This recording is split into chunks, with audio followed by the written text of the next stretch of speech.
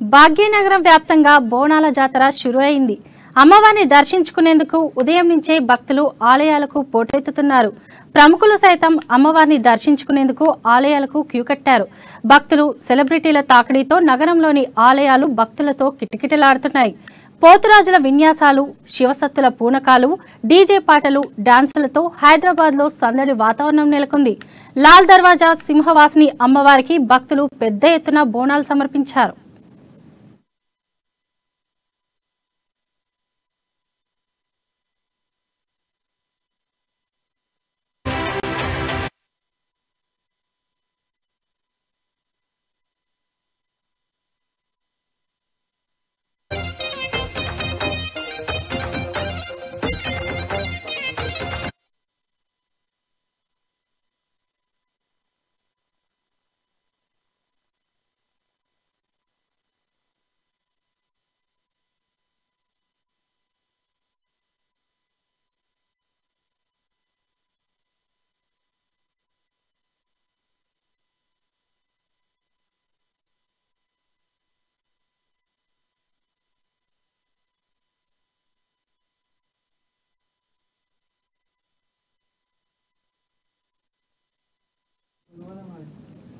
ఇక భక్తులకు ఎలాంటి అసౌకర్యం కలగకుండా అధికారులు ఏర్పాటు చేశారు.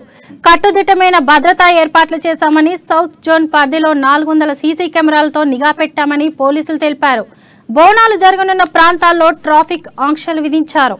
ఆలయ అధికారులు అమ్మవారికి బంగారు బోనం సమర్పించారు.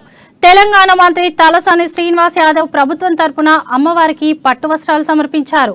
హర్యానా గవర్నర్ బండారు దత్తాత్రేయతో పాటు బీజేపీ నేత, రాజ్యసభ సభ్యుడు డాక్టర్ లక్ష్మణ్, టీపీసీ అధ్యక్షుడు రేవంత్ రెడ్డి, మాజీ cricketer Mithali Raj, Telangana health director Srinivasa Rao తదితరులు అమ్మవారిని దర్శించుకుని బోనం సమర్పించారు.